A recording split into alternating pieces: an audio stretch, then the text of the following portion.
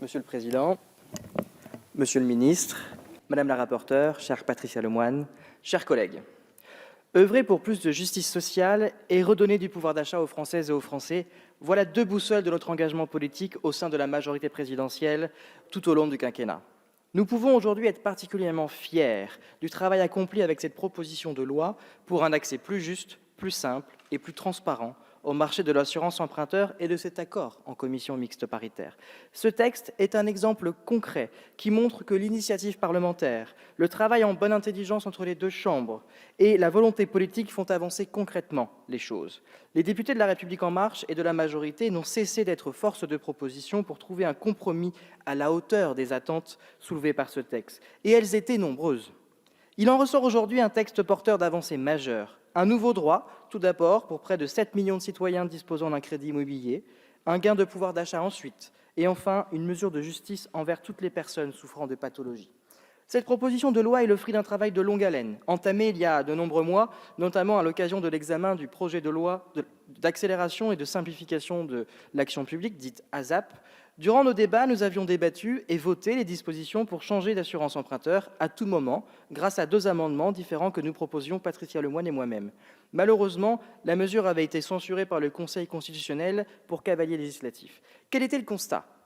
L'assurance emprunteur est devenue ces dernières années la variable d'ajustement qui permet au secteur bancaire de réaliser des marges élevées au détriment du consommateur. Hors établissement bancaire, les autres acteurs de l'assurance de crédit immobilier ne représentent que 12,5% du marché. Et paradoxalement, ce sont ces mêmes acteurs alternatifs qui sont davantage présents sur les cas que les banques ne savent pas traiter, les personnes au risque aggravé de santé et les seniors. L'absence de concurrence dans ce secteur nuit aux consommateurs qui restent captifs des prix pratiqués par le secteur bancaire sans pouvoir faire jouer la concurrence. Un chiffre pour l'illustrer. Les associations locales de l'UFC Que Choisir sont saisies chaque année d'environ 1000 signalements ayant trait à l'assurance emprunteur, dont un quart sont liés à des difficultés liées au changement de contrat. Ces difficultés étaient identifiées et méritaient une réponse. Grâce à la persévérance des députés de la majorité, et notamment de Madame Lemoine, la possibilité de changer à tout moment d'assurance emprunteur et sans frais figure dans ce texte, et je tiens ici à particulièrement la féliciter pour ce travail et à sa ténacité pour qu'une telle loi soit votée. Il s'agit d'une nouvelle étape majeure dans la libéralisation du marché de l'assurance emprunteur. Cette mesure favorise une concurrence plus effective entre acteurs traditionnels et alternatifs pour permettre ainsi de faire baisser les prix. Selon les dernières estimations, et ça a été rappelé à de nombreuses reprises dans ces prises de parole, le gain sur une renégociation de contrat est estimé entre 5 000 et 15 000 euros pour une assurance emprunteur garantissant un crédit bancaire. Une somme loin d'être négligeable alors que le pouvoir d'achat est la priorité numéro 1 de nos concitoyens.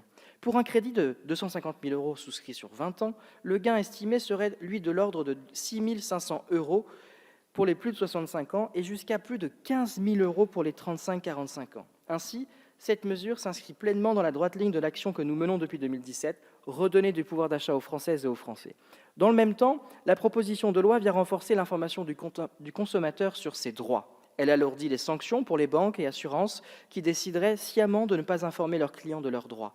Elle rend aussi plus transparent un processus de résiliation de l'assurance qui ressemble aujourd'hui à un véritable parcours du combattant pour toutes celles et ceux qui osent s'y risquer.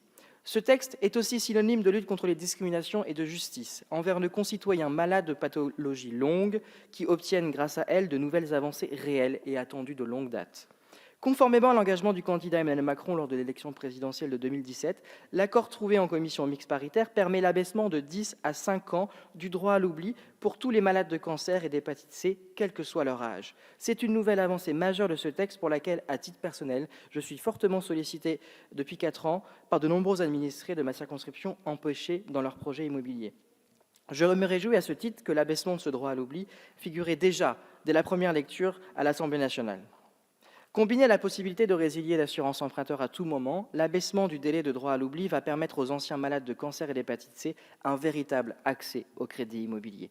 Pour les autres Pathologie chronique, la réduction des délais est aussi prévue par la convention AERAS, signée par les pouvoirs publics, les acteurs de l'assurance et les consommateurs. Enfin, à l'issue de ce travail de longue haleine mené en bonne intelligence avec nos collègues sénateurs, nous sommes parvenus à un compromis sur la suppression des questionnaires de santé. Il ne sera plus demandé pour les prêts immobiliers de moins de 200 000 € arrivant à échéance avant le 60e anniversaire de la personne assurée. Cette mesure constitue également une avancée historique pour les personnes ayant souffert ou souffrant d'une pathologie.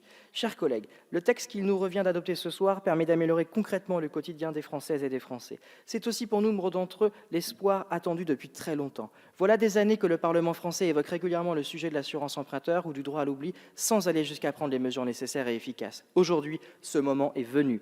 Aussi, les députés de La République En Marche et moi-même, nous sommes très fiers de répondre à ces attentes et de voter ce texte de progrès. Je vous remercie. Merci, monsieur le député.